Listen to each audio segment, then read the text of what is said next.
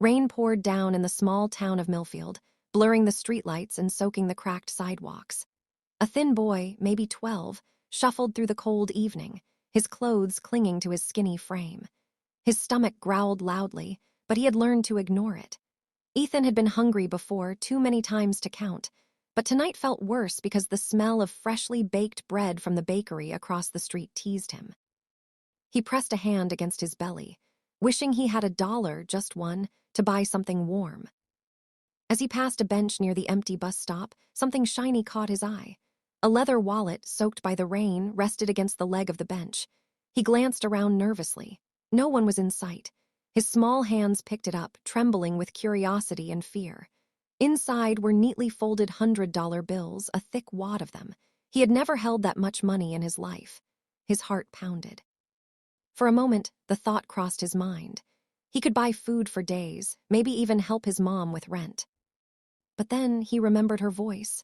"Ethan, no matter how hard life gets, we never take what isn't ours.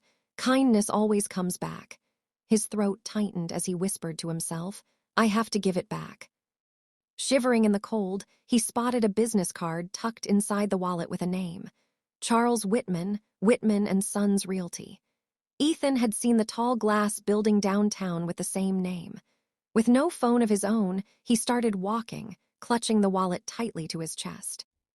By the time he reached the building, his shoes squished with every step, and his fingers were numb.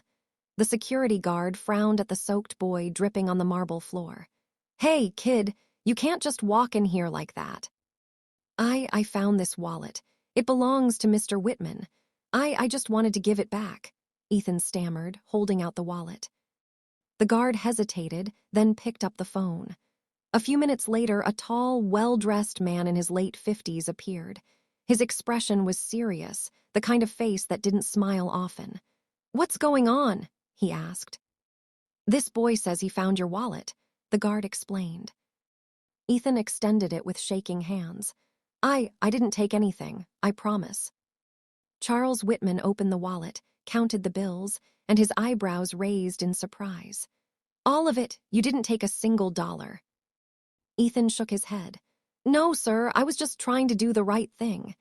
His voice cracked, and his stomach growled loud enough for the men to hear. Embarrassed, Ethan turned his head, wishing it hadn't betrayed him. Something in Charles's expression softened. He crouched down to meet the boy's eyes. "When's the last time you ate?" Ethan hesitated. "Yesterday morning." Without another word, Charles took off his suit jacket and draped it over the boy's shoulders. "Come with me."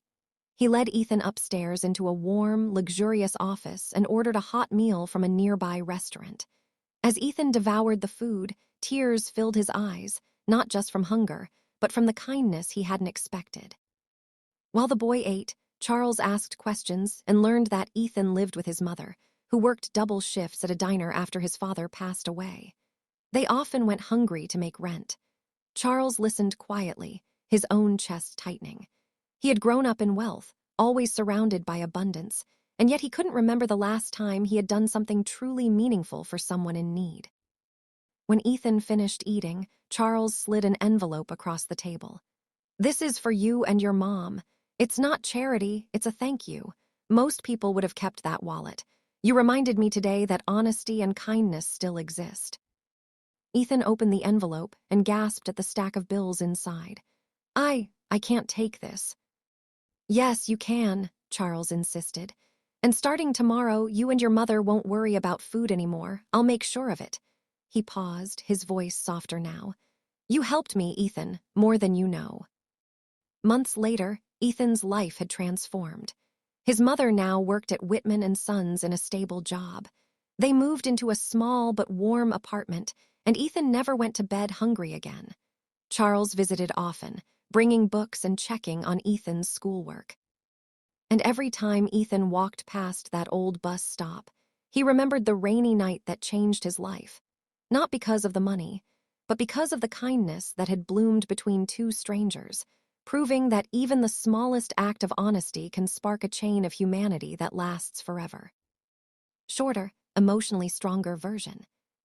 Rain poured as 12-year-old Ethan, hungry and shivering, found a wallet stuffed with $100 bills at a bus stop. For a moment, his empty stomach begged him to keep it, but his mother's voice echoed. "We never take what isn't ours." He returned the wallet to its owner, Charles Whitman, a wealthy man who was stunned the boy hadn't taken a single dollar. Ethan's stomach growled, and Charles realized the child was starving. He fed him, listened to his story, and discovered a life of quiet struggle. Deeply moved, Charles gave Ethan and his mother a new start, ensuring they would never go hungry again. A small act of honesty that night sparked a chain of kindness neither would ever forget.